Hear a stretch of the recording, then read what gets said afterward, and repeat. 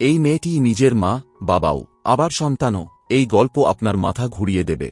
1945 সালে একটি অনাথ আশ্রমের দরজার সামনে এক নবজাতক কন্যা শিশুকে ফেলে রাখা হয়েছিল। সেই শিশুটির নাম রাখা হয় জেন। জেনি কখনো জানতে পারেনি তাকে কে ফেলে গিয়েছিল এবং কেন।